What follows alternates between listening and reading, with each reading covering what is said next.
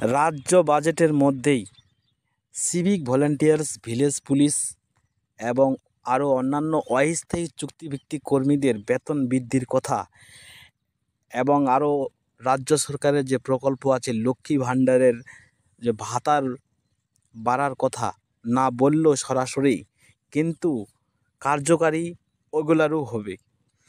এই রাজ্য বাজেটের মধ্যেই সিভিক ভলেন্টিয়ার্স, ভিলেজ পুলিশদের বেতন বৃদ্ধির কথা লুকিয়ে আছে, কিন্তু একটু ভালো করে ভাবতে হবে। যেই মাসে রাজ্য সরকারি কর্মচারীদের 18% ডিএর বৃদ্ধি হবে, বা রাজ্য বাজেটে কিন্তু বলেছে যে সরকারি কর্মচারীদের 18% ডিএ, সেই সময় আপনাদেরও বেতন বৃদ্ধি পাবে, কিন্তু সেটা বাজেটের মুখে সরাসরি বলল না।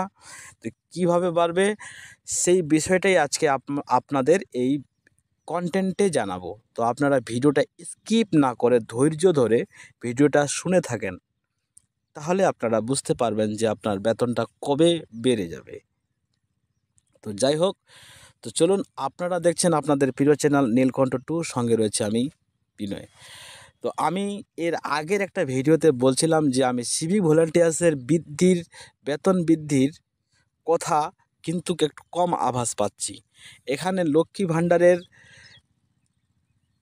ভাণ্ডারের ভাতার বৃদ্ধির বিষয়টা ছিল, কিন্তু মূল গেটে, ইয়ানি কি রাজ্য সরকারের যে সংবাদ পৌঁছাবে সেখানকার মূল গেটে যখন কিছু কিছু লোকের কারণে জিনিসটা ঘুরে যাচ্ছে, যে লোকটাই সংবাদ দিবে, যে লোকটাই কানে খবর পৌঁছাবে, যেই লোকটাই কানে অবজেকশন দিবে, সেই লোকটাই যদি নিজের দিকে ক্যারি করে বিষয়টা, নিজের ফায়দার বিষয়গুলো তুলে ধরে, আর অন্যান্য লোকের কথাগুলো যদি তুলে না ধরে, তাহলে কি করে হবে? সেই রকম বিষয়টাই ঘুরপাকের মধ্যে পড়ে গেছে সিভিক ভলেন্টিয়ার, ভিলেজ পুলিশ এবং আরও অন্যান্য সহকর্মীরা। এবার বলি, ওয়েলফেয়ার কমিটির মধ্যে যারা সিনিয়র পার্সন আছে, ওরাই পড়ে গেছে পুলিশ পার্সনের ঊর্ধ্বতন কর্মীপক্ষ। এবার ওরা নিজের বিষয়টা না দেখে আপনাদের বিষয়টা কি করে দেখবে? আপনারা তো সিভিক, আপনারা তো ভিলেজ পুলিশ, আপনারা তো হোমগার্ড, আপনারা তো আবার ওয়েলফেয়ার কমিটির শীর্ষস্থানে নাই, শীর্ষস্থানে আছে সেই সরকারি কর্মচারী। তার জন্যই তাদের 18% ডিএ বাড়ছে। বা প্রত্যেকটা ক্ষেত্রেই কিন্তু সরকারি কর্মচারীদের হেড আছে, মানে ইয়ানি কি রাজ্য সরকারকে যে মূল বিষয়টা তুলে ধরবে, সেই জায়গাটাতেই রাজ্য সরকারি কর্মচারীগুলো আছে। তো ওদের বিষয়টা আগে দেখবে না আপনাদের বিষয়টা দেখবে, অথচ কাজ কিন্তু আপনারা বেশি করছেন ওদের তুলনায়। তো যাই হোক, আজকের বিষয়টা এই রকমই। তো সিভিক ভলেন্টিয়ার্সদের বেতন বৃদ্ধির ঘোষণা হবে এইবার 100% 1 সেপ্টেম্বর পুলিশ দিবসের দিন। অন্যান্য পুলিশ দিবসে কিন্তু রাজ্য সরকার কোনো একটা মিছিল বা মিটিং দেখিয়ে অন্য কোথাও চলে যায়, এবং সেখানে কোনো একটা কাজের ক্ষেত্রে অন্য জায়গায় চলে যায়, অন্য ডিস্ট্রিক্টে চলে যায়, সে কারণে পারে না বসতে।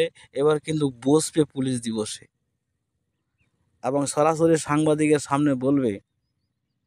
এখানে এইবার চলবে civic, Lakshmi Bhandar, village police, এইগুলার বিষয়ের বা ব্যাপারে বলবে আপনাদের।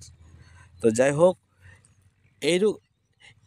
এই রকম ঘুরপাকের মধ্যে পড়ার কারণে সিভিক ভলেন্টিয়ার্স, ভিলেজ পুলিশ এবং আরও অন্যান্য অস্থায়ী চুক্তিভিত্তিক কর্মচারীরা কিন্তু অনেক সুযোগ সুবিধা থেকে বঞ্চিত হয়ে যাচ্ছে। আশা কর্মীদের আন্দোলন করলো তাদের বেতন বৃদ্ধির জন্য। যেহেতু আন্দোলন করলো, তাদের কিছু একটা ইশারা দিল, তাদের জন্য একটা, যাই হোক, 10,000 কি 12,000 টাকা দামের একটা মোবাইলের ব্যবস্থা করলো। হ্যাঁ, নতুন 350টি সুফল বাংলা স্টলের অনুদান বরাদ্দ 200 কোটি টাকা করলো। বাংলার বাড়ি প্রকল্পের 9,600 কোটি টাকা আবার বরাদ্দ করলো। এই টাকাগুলো সিভিকদের জন্য করলে কি হতো? তারপর ঘাটাল প্লেনের জন্য টাকা বরাদ্দ করলো, আর এখানে থেকে সিভিক ভলেন্টিয়ার্সরা বঞ্চিত থেকে গেল। তো যাই হোক বন্ধুরা, আপনারা দেখছেন আপনাদের প্রিয় চ্যানেল নীলকণ্ঠ 2, সঙ্গে রয়েছি বিনয়। আপনাদেরও বাড়বে, কিন্তু সরাসরি বললে কি হয়, আরেকটা প্রবলেম আছে। সিভিক ভলেন্টিয়ার্স, লক্ষ্মী ভাণ্ডার এবং অন্যান্য অস্থায়ী চুক্তিভিত্তিক কর্মীদের কথা সরাসরি বললে একটু লাগে, তার জন্য গোপনে কাজ হবে। যাই হোক, যদি আপনারা এইরকম ভিডিও আপডেট পেতে চান, তাহলে সাবস্ক্রাইব করে দিয়ে পাশে থাকবেন।